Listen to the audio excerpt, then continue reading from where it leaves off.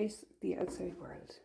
Just go get dressed, go to the shop, get ice cream and cat food. When people find out you're going to the shop, they make a list. Ah, oh baby, I think you're barking up the wrong tree.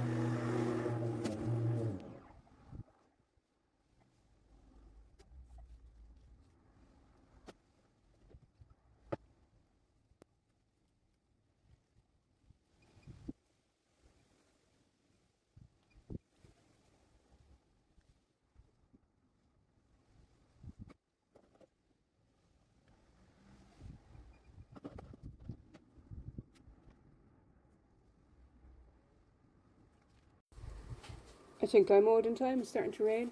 Yeah. And I'm glad I have the apples in already and the washing. Pick some apples from our own tree. They are a James Grieve apple. And it tastes like a cooker, but it says like if you pick them early, they're more like cookers, and if you leave them longer in the tree, they're more like a dessert or an eating apple. So like normally I would use a eating apple for making apple crumble, because I grew up in an orchard and it was all cookers, and you can't, well, you could eat a cooker, but we used to like dip it in sugar. And I'd rather have an apple that I can eat from the tree, but also doubles up as putting in like crumble and tart. So yeah, I have some apples here, and I just kind of make it up as I go along, as in regards proportions. So if I feel like, oh, I might need more apple on the bottom of the dish, I will put in more apple.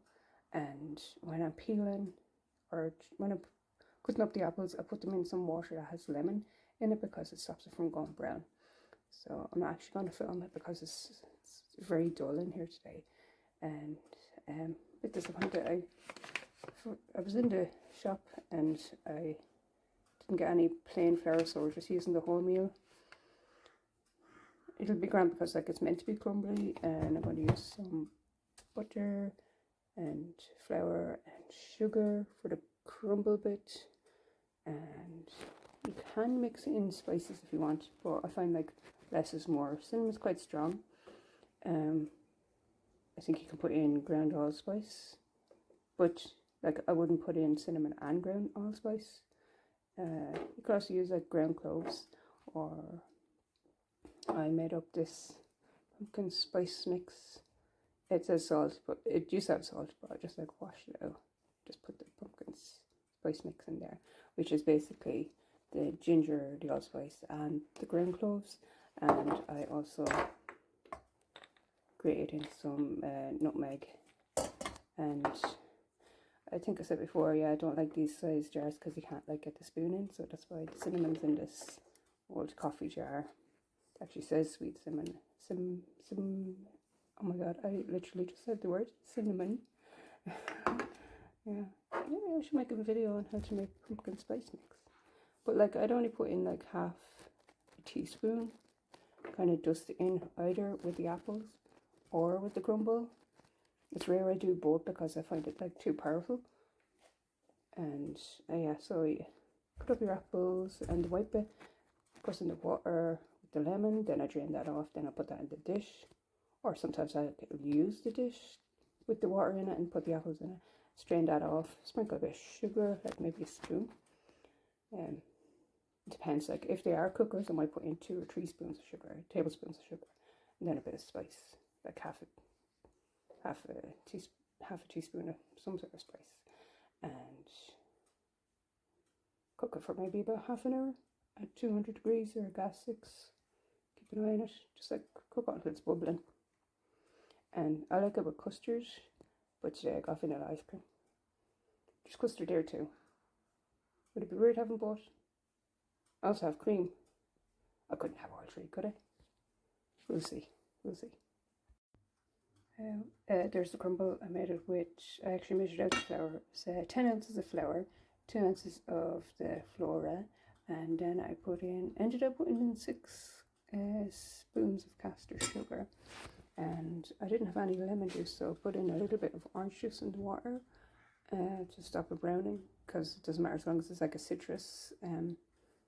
So I'm actually going to try one, because I didn't test it yet. Oh, that's what needs sugar. That's a cooker. That's the cooking apple. Woo. I can't remember how many apples I used. It was just a bowl full, because I just want to use them all up. And here's the sugar. Take it up there a bit.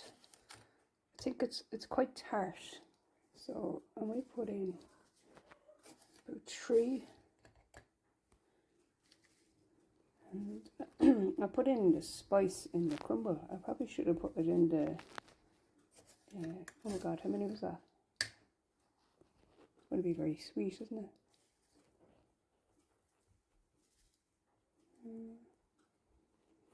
Grand. It's very, very tart. I'm going to mix that around.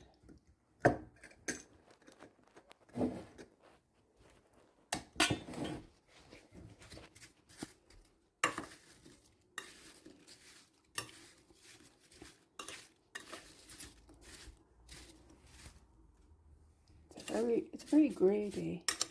It's bucketing down out there.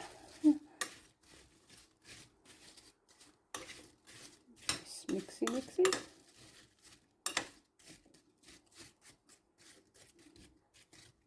And I like to sample one. Like Mrs. Dial. This one. I like having a fair size chunk. Like, I don't like them cut up too small. That's nice because it's still a little bit tart, but you get a bit of sweetness after. Excuse me, talking about my mouthful. And then just add the crumble.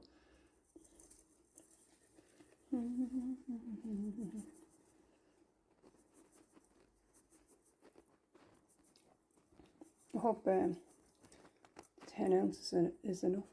Some trap behind the spoon.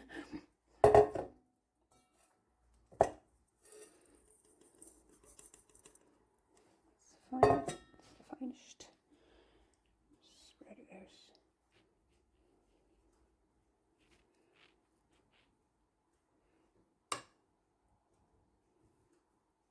I prefer crumble with white flour, like a mix of white flour and the wholemeal, but it's mostly white flour that I would use. But this is going to be nice and crumbly. Should I pack it down? Pack it down a bit, yeah. Just a little, not too heavy-handed. And then, like, rough it up a bit then.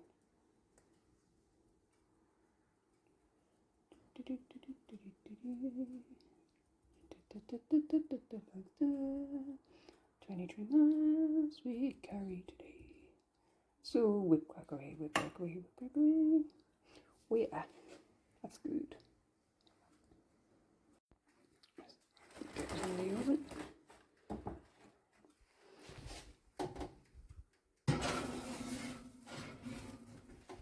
It's at 200 for about half an hour. Might even be 40 minutes. Oh yeah, that's a good ratio of apples to crumble. They look very yellow on the camera. They're not that yellow in real life. I'm gonna have it with ice cream. Gumma, gumma, gumma, gumma, gumma, gumma. Ooh, an aura. It's gone now. That means it's a good crumble. I burnt it. It's fine. There's the crumble out of the oven. I'm going to have it with vanilla ice cream, and the young one is going to have it with the custard and the tea. Look how high I made it. Do you want ice cream or custard? There's vanilla ice cream. Yeah, I'd love vanilla. It's like to have custard as well. It looks like we should mix custard, vanilla ice cream, and apple crumble. And while you were sleeping, enjoy.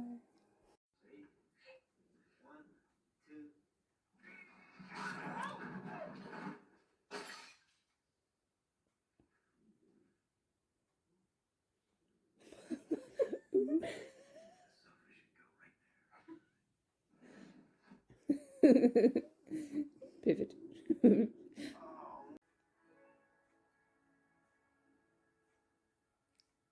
Should have showed more of the cat. Look at what you've got. People fall in love every day, huh? Is that what you said? Yeah. Yeah? Well, that's a crock. It doesn't work that way. Look, do you realize how happy you were with her? That is, of course, when you weren't driving yourself crazy. Hey, come on. Some people will never be that happy. I'll never be that happy. Do you know, John Candy is very good at being that character. Do you know, but never being that happy. Was it like in Cool Runnings and what's the other one? Uncle Buck, no? Uncle Buck, yeah, yeah, and You're really bad at this. God I am. I'm gone blank on John Candy. What's the Steve Martin one? Oh, Planes, Planes and yes, that's the one I was trying to think of. Yeah, I knew you were Trains, thinking Planes that and Automobiles. I wouldn't mind. I've watched it several hundred times. I've watched this even more. Eugene Levy's hilarious. I love the bit where he's at the dentist. Or when they dress up as to be fake Swedish scientists.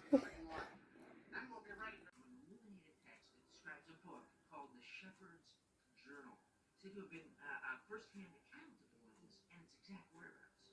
Now, based on a centuries-old translation of the Norse text, historians have believed the journal resides in Ireland. But after comparing the text to the runes of this Viking shield, I found that one of the letters had been mistranslated. So, by changing this letter and inserting the correct one, we find that the shepherd's journal, the key to Atlantis, lies not in Ireland, gentlemen, but in Iceland. Pause for effect. I'll take your questions now.